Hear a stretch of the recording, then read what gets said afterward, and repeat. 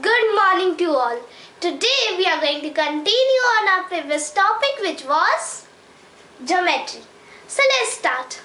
In my previous video, we had learned about the point, about the lines, right? The three types of lines, and also the intersecting lines and the parallel lines. And then we learned about angles.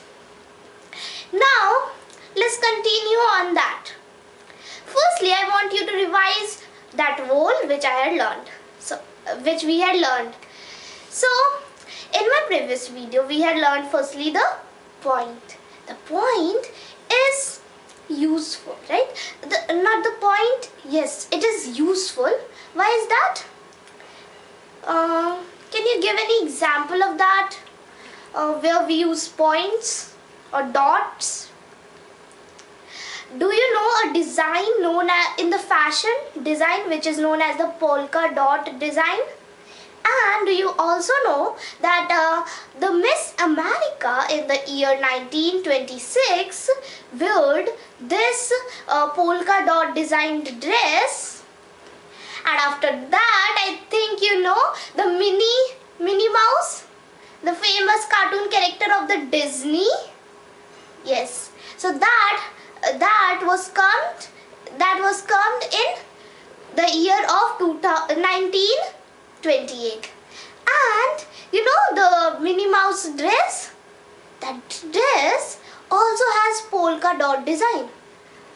I think now you know an idea of polka dot design, right? The dot dot dot on the dress. Now then we have learned about the lines. There are three types of lines: ray, and then line, and then line segment. I think you remember that. And then we learned about the intersecting line and the parallel line. Parallel line are the lines which go parallel to each other, opposite to each other. And the intersecting lines are the line which intersect at a common point. So now let's continue learning angle. Angle, as we have learned, when two rays come like this or meet at the last end at this point over here. This point is known as the vertex. And these two, as I had already told you, these two are known as arm, because they look like something like arms, right? So this over here is an angle. An angle could be named by, like I had already told you, that we use some alphabets, alphabets usually. So the alphabets over here, let's put some alphabets like A, over here B, and over here C. So how would you name this angle? Could you name like this randomly? No. So if you want to name an angle, how you will name that?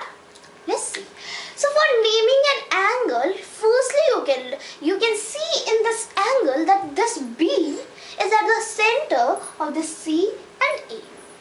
That means that this B is just between this A and this C, right? So we name angle something like this. You can name this angle like ABC or CBA. That means like this or like this. Both are correct, right? But for indicating that this, which I had named, is an angle, so you will put a little small symbol of an angle. How you are going to put that? Something like this. Now, as you can see over here, that our angle name is ready. But do you have a question? Why don't we name the angles randomly? Let's see. So if I will take a figure over here, let's say this one. These are the three arms. Firstly, let's put the name like O P Q R. Let's say this. These are the name. Now, if I'm going to name it randomly, as let's say I want to name this angle over here, OPR, this angle over here. So how can I name this as R P R O? No. Why is that?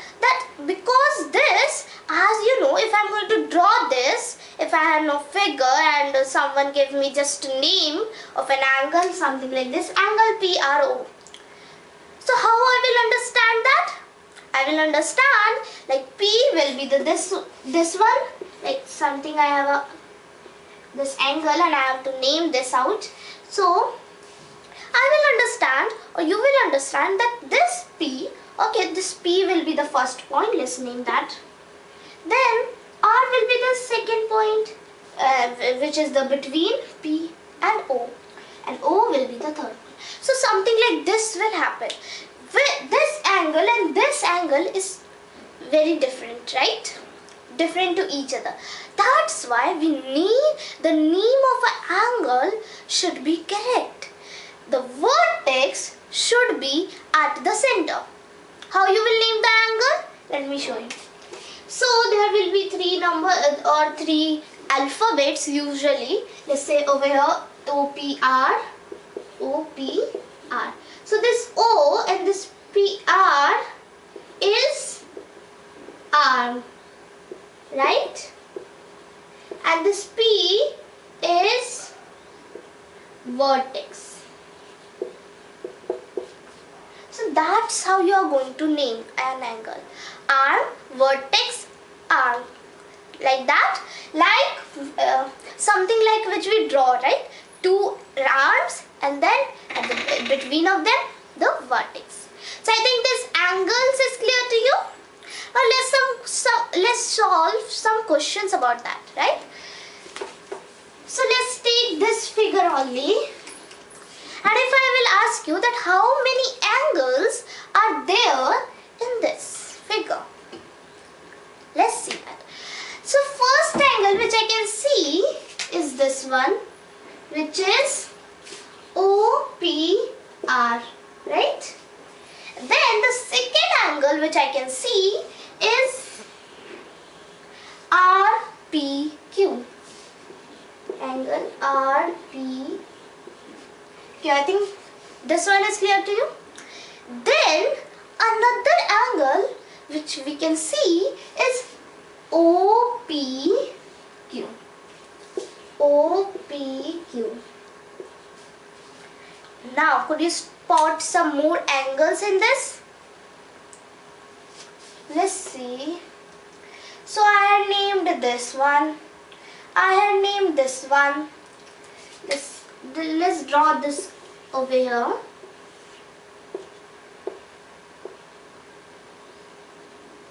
So this was O, P, Q and R. Now we had spot this angle, we had spot this angle, we had spot this angle also. Is there any lifted angle which we had not spotted? Can you see that over here? I can't. So in this figure, as you can see, that there are only three angles. OPQ, RPQ, RPO, right? And there is nothing more angles. So let's solve some more questions about that. What if I have a figure something like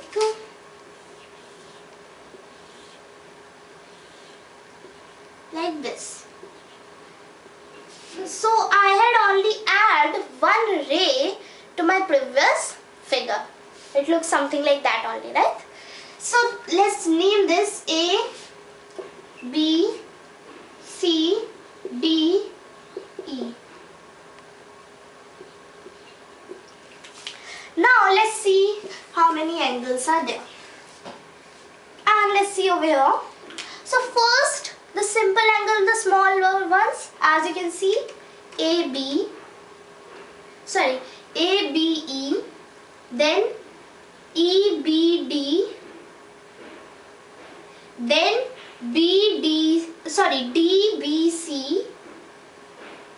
and then we find a big angle over here. We can see a big angle like this, and one more angle you can see over here like this, right?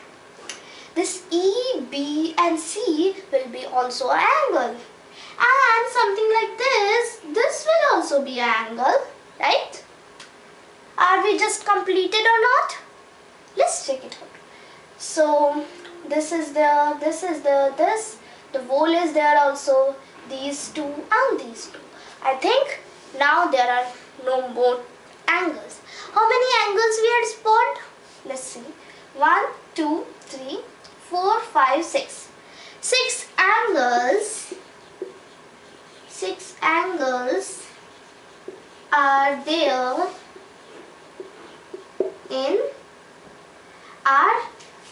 in this figure, right? 6 angles. Now let's move on.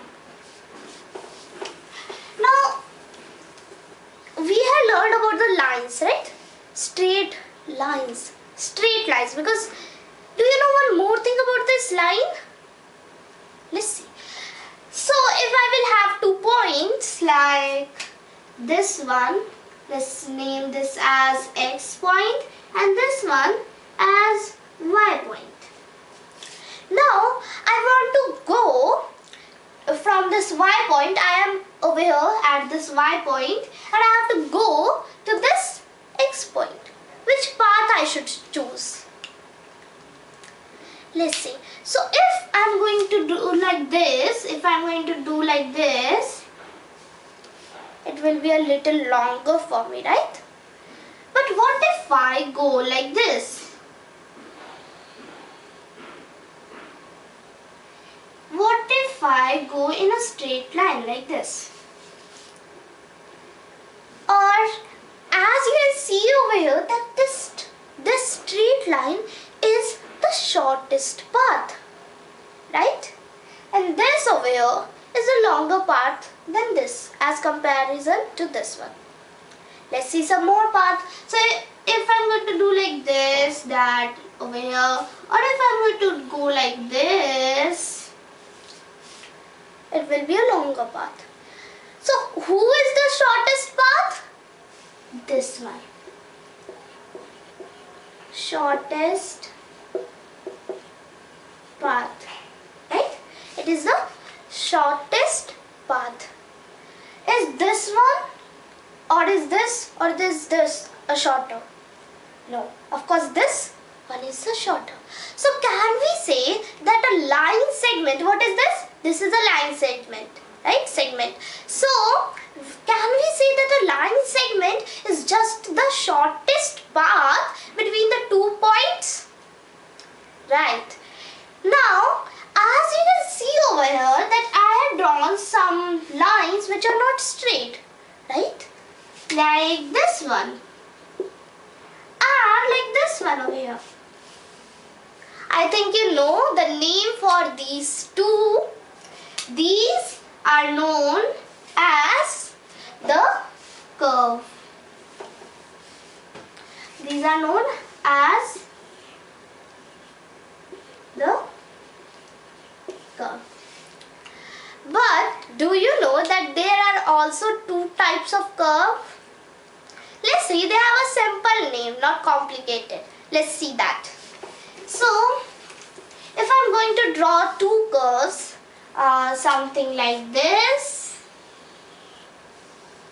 and something like this. So, can you see one difference over here? If yes, so very nice. And if not, so let me give you a task. Draw these 2 curves in your copy, exactly same. Can you draw that? I think that you can draw this one, but this one over here is a little complicated to draw, right? This is little harder to draw than this. So we can simply say that this one is a simple curve. Simple curve. And this one out here, which is a little harder, this is known as non-simple curve, right? Non-simple curve. Non-simple curve. So very simple names, right? Let's see some more curves. Now let me raise these two.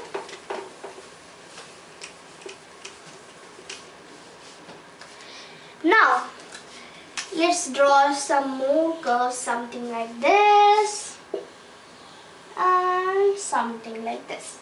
So I had drawn two curves over here like this. Now can you see one difference over here again? Right, this one is a closed curve, closed figure, right? It is just closed from all the sides. If I am inside this, I can't move, I can't escape from this one, right? But what about this? It is open, right? It is open through this at this point, right? So can we again give some simple names to these two? Very simple names, not complicated. This one over here, which is closed, is known as closed curve. Very simple name. And this one over here, which is open, is known as the open curve.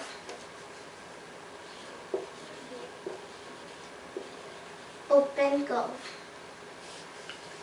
So let's repeat that. This one is a closed curve, which is just closed from all the sides, and this one is an open curve, which is opened from one side or many, right? So I think these are also clear to you. But do you know how to measure a curve? I think you know that how to measure a straight line, right?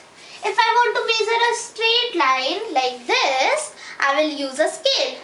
Let's take this one over here. So I have a small scale. So if I want to measure this, I will just put my scale something like this and measure it, right? But what if I want to measure a curve? Let's take one example. Let's say this one. Firstly, this is an open curve. And let's measure that out. Can I measure this curve over here? I can't. Because the scale then in this case becomes useless. Right? Let's see that does this scale will be helpful? Will this scale will be helpful in this or not?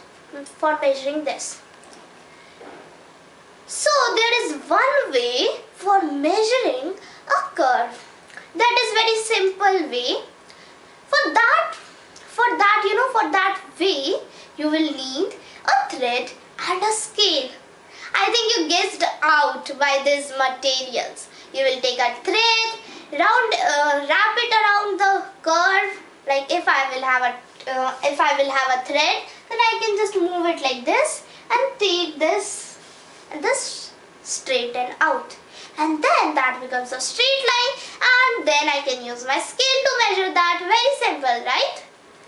So I think this measuring curve is also clear to you. So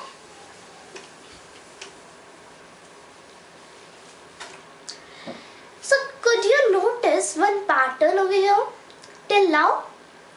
Let's see. So firstly, we begin with the point, right? And do you know that this point has no dimensions? No dimensions, right? No dimensions. I've written D as a short form of dimensions. So no dimension. This point has no dimensions. What are the dimensions? Just the way how you can measure, the point which you can measure, like the length, the breadth, the height. These are all the dimensions. So can you measure the length of this point? No. Can you measure the breadth or height? Of course not, right? But what if I have a line like this, a line segment? So can I measure something in this? Yes, I can measure length, but can I measure the breadth and the height? No, because line has no, line has no thickness, depth or height, and also it has no breadth, right? So this line is one dimension. Then what if I extend this lines through some breadth, right? Let's say this is a line segment, and if I am going to extend that out, so what I am going to get? I will get, if I will increase that line with the same centimeters or the same measure of this, the length of this line, if I will increase this with the same length of the line, that, let's take an example. Let's say this line measures, let's say 5 centimeters. And if I'm going to extend this line till 5 centimeter, I'm going to get a square. If I'm going to do more than 5 centimeters or less than 5 centimeters, I will get a rectangle. Very simple, right? So let's say that I had extended this 5 centimeter on any length. So I will get some figures, something like this, right? Or 1 minute. Wait, before this, there is one more thing. Angle, right? When two lines come together, that forms an angle. So I got an angle. Then I told you that if I will extend the line, I am going to get a figure, something like this. So as you can notice over here that I can measure the length and also the breadth. That means this figure becomes the 2D or the 2-dimensional.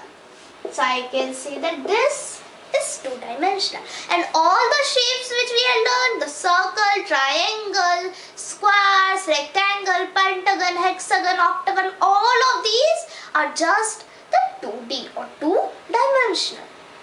Then what we have next? Let's see. So if I will take this figure and extend it with some height or make it thick. Let's take a book over here.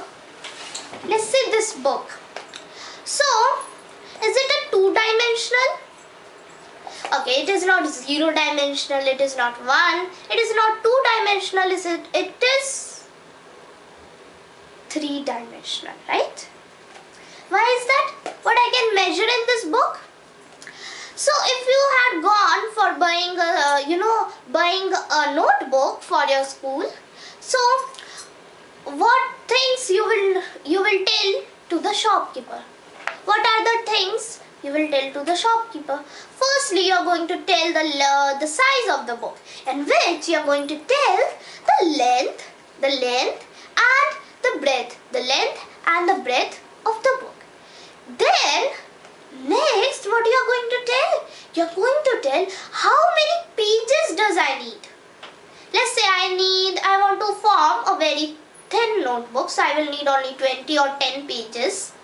So that measure is thickness or height or depth, right? So that we have got a 3-dimensional, and when a thing is 3-dimensional, then we don't say it as figure, we say it as object. And as you know that the object is all around us, right? All the things around us are just the object, 3-dimensional, right? So